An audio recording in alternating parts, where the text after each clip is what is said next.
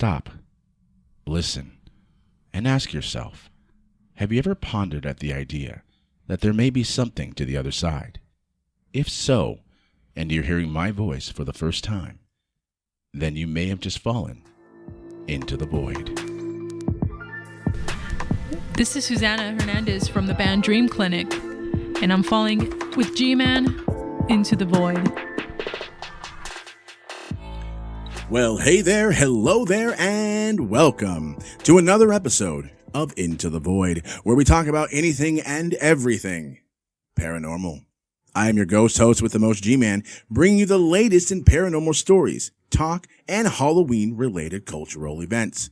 Now, if for some reason the sound quality is coming off a bit different to you, it's only because I'm recording this episode, once again, from my own home. No, I'm not sick, and my amazing co-hosts are doing just fine. The studio we originally run the show out of, Undercity Comics, is temporarily closed for maintenance. But that doesn't mean we have to stop bringing you the spooks, thrills, and chills. So listener, don't despair. We aim to bring you a good scare. Now, my team and I have done some hard research and have come across something that we feel hasn't been discussed enough. Bats and ghouls, it's time to take a dive through the void as we uncover encounters of creatures with whom we often find comfort and companionship even after they've crossed over. Of course, I speak of animal spirits. You know, just because your pet has left the physical world doesn't necessarily mean they've left our world entirely. But before we proceed further, I would like to give a big thank you to our guest host, Susanna Hernandez, for coming in and falling with us as we dipped our toes into the realm of shadow people. Now, we will be covering more of this topic in future episodes, but for now, tune into the last episode and learn about how Susanna dealt with her own personal encounters with shadow people, and listen closely as she tells of her happenings with sleep paralysis. Now, I know we have a very hair-raising episode, but first, a big shout-out to 1870 Haunt Manor. Looking for something frightfully fun and safe for this year's Halloween? Then be sure to make your way to beautiful Anaheim, California, where they usually will have an immersive home haunt walkthrough. But this year will be different. Instead of a walkthrough, you'll be able to immerse yourself by staying safe in the comfort of your own vehicle and indulging your eyes and imagination, as 1870 Haunt Manor provides you a harrowing and exciting display of the Halloween spirit. And trust me when I say, this is a Halloween event you won't want to miss. Some might even say it's to die for. For more information, visit their Instagram page at 1870_haunt_manor. That's 1870_haunt_manor. And of course, where would we be without a word from our sponsor for this episode? Ladies, looking for that final touch to complete your Halloween ensemble? Then be sure to check out Batty Banshee Boutique. From beautiful handmade hair flowers and bows to a variety of sizes, colors, and styles to match any of your chosen fashions. Head on over to their Instagram page, batty.banshee.boutique, and drop a DM for purchases. That's batty.banshee.boutique. All right, welcome back, bats and ghouls. For this episode, we take a look at what is claimed to be the most haunted pet cemetery on Earth, or rather, the state of Nevada. In fact, it is rumored that the mafia would also bury their victims in the same cemetery near Boulder City. Next, we take you to Nashville, Tennessee, USA, where every year on Halloween in the neighborhood of Belmont Hillsboro, a famous ghost dog appears and continues to perform good deeds for children from beyond the grave. And lastly, bats and ghouls, prepare yourself, we have another ghostly encounter sent into us in relation to this episode, our first haunted pet story. So sit back, relax, light some sage, grab your crystals, and let's jump headfirst into pet hauntings. Pets that haunt their owners. It's not as uncommon a phenomenon as one might suspect. In fact, it has, most often, been experienced in benevolence, but not always. Many people who have had an encounter with a recently deceased pet have found comfort and peace. But how and why do these animal spirits linger within our world for so long after death? Well, listener, one thing we need to remember is the bonds we create. Whenever you make the choice to take in a pet, animal companion to live with, you develop what is known as a bond. Now, this bond can really help an animal connect with you. When our pets finally leave this world, that bond is still connected. In fact, it's said that it is so powerful that even in the afterlife, it continues. So what about when the owner is no longer around? Is the spirit of the animal at peace? Well, if so, then why does the spirit of a white cat hang out at an old run-down cemetery in the desert? So I take you now to Boulder City, Nevada, 350 miles outside the exciting Las Vegas Strip. Yes, beautiful Boulder City, known for its charming small town, vacation fun, and century-old mine. But the main reason for me talking about this town is the strange unofficial pet cemetery. Now I say, and I quote, unofficial, because the fact is, the established date for this cemetery is unknown or disagreed upon. The pet cemetery was illegally established in the 1930s on federal land. Now, some historians believe that the story behind this neglected cemetery began in the 1950s with a man by the name of Emery Lockett. Over the years, people have continued to bury their pets in this, and I quote, unofficial cemetery.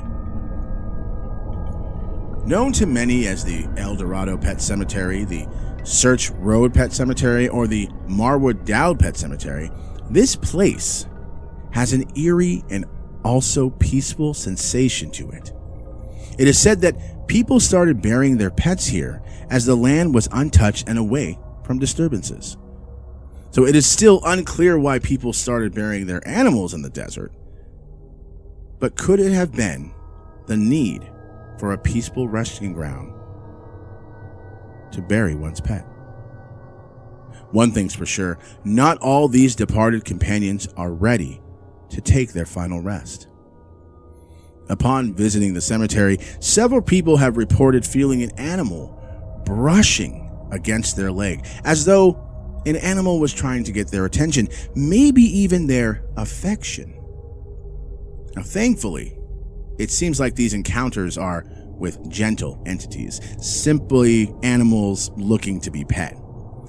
So perhaps these entities just want to be played with during their stay in the afterlife.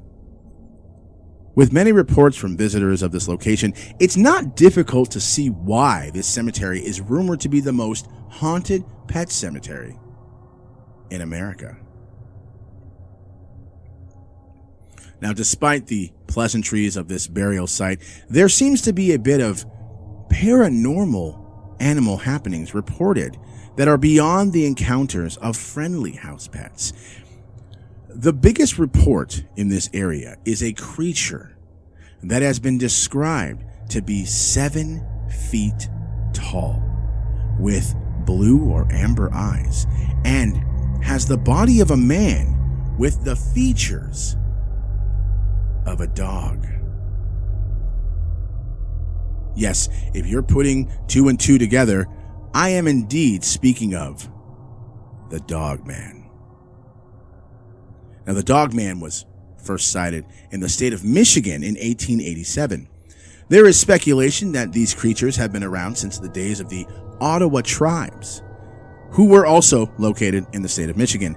Now, I'm not one to be able to tell you how a creature that is described to be 7 feet tall made its way across the country to be in this place. But nonetheless, many people have made the trip to the pet cemetery to catch a glimpse of this creature roaming the night. One man in particular has witnessed one of these creatures and lived to tell the tale. He recalls a time in his youth when he was riding with his grandparents and mother from Reno, Nevada to Hawthorne, Nevada. If you're familiar with the area, you know that this is a long drive. As his mother and grandmother slept in the back seat, he kept his grandfather company in the passenger seat. Now, as they drove past Walker Lake, there is an alcove between the lake and the mountain range, known to the locals as the Cliffs. It was dark. The time was nearly midnight, and he was simply enjoying the time with his grandfather when in the distance, they noticed a large animal crossing the road and dragging another animal in its mouth. Now, his grandfather, thinking this would be the first time his grandson would get to see a live mountain lion, began to slow down. And as they rolled closer, nearing the animal, the creature was about 100 feet ahead of the car. Now, it was at this time his grandfather quickly flipped on the brights, and to their dismay, it was not a mountain lion, not at all. In the moment they saw this creature, it turned its head to look into the gleaming high beams. A pair of shining yellow eyes glared at them for a moment, just a moment, before leaping up the cliff and out of sight. Now, of course, without hesitation, his grandfather laid his foot on the gas and got as far away from the area as he could. The car jerked, waking the sleeping ladies in the back. He had never seen his grandfather display any level of terror as he did this night.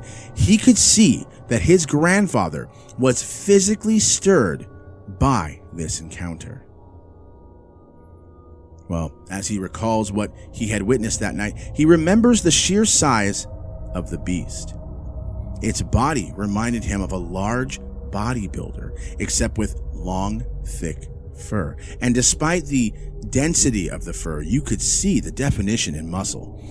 The encounter passed so quickly, he wasn't able to see the facial features, but he has never forgotten those yellow eyes piercing the night and filling him with terror. So I'll give you a moment to think about what you just heard there, listener, and in the meantime, here's a word from our sponsor for this episode. Searching for that perfect spooky hair accessory for the everyday Halloween or horror enthusiast?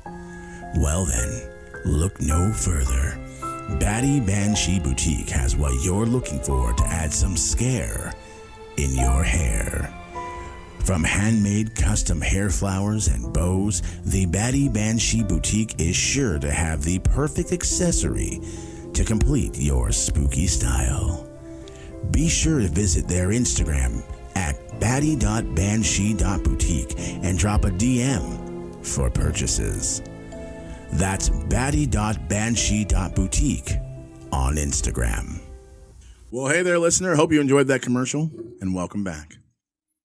You know, losing a pet is never easy. One day we're playing with them and scratching their bellies, and the next thing we know, we're laying them to rest. It's sad to say that we humans often outlive our companions, but the truth is, we do. One of the many things we tend to forget is that they are no longer suffering.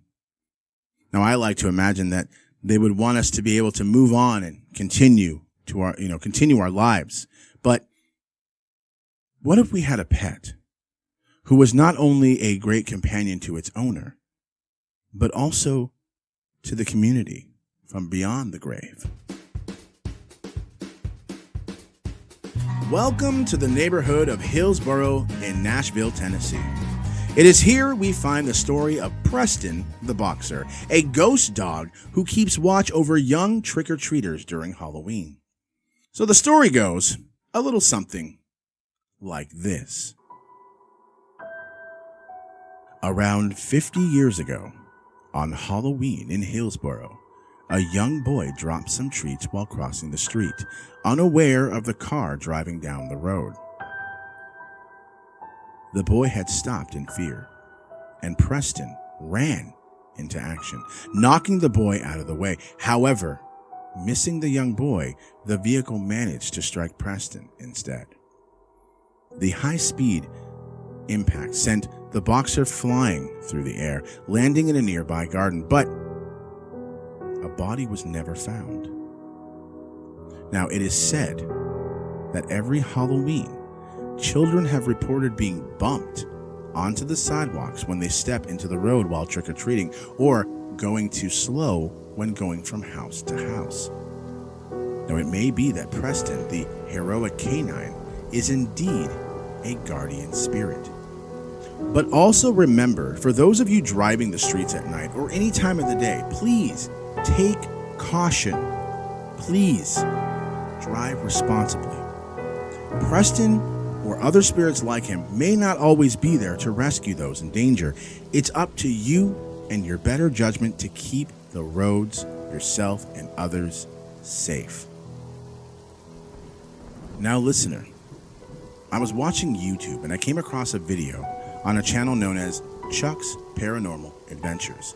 Now, Chuck does personal paranormal investigations of homes and abandoned properties. However, the video I'm referring to is the one within his own home.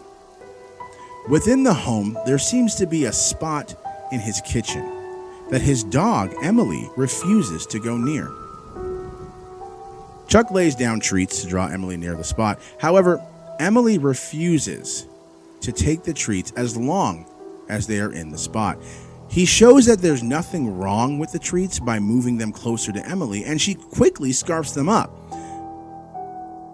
However, it is speculated that Chuck may have brought a spirit home from one of his investigations. Although Chuck believes there's another explanation for Emily's behavior. Not too long ago, before this behavior began, Chuck had a beagle who was a rescue that sadly passed away. Emily behaves as she did when she tried to steal his treats. The beagle would often growl and intimidate Emily to keep her away from his treats, causing Emily to cower away as she does now with the mysterious spot. And if you're thinking, well, maybe Emily just refuses anything from within the spot, Chuck shows us the same spot on the next day, and Emily had no problem taking a treat from the same spot. Could Emily be reacting to the intimidation of her predecessor? I'll let you decide, listener. For more on Chuck's paranormal adventures, you can like and subscribe, visit his YouTube channel, Chuck's Paranormal Adventures, or visit his website, www.chucksghosts.com. That's chucksghosts.com.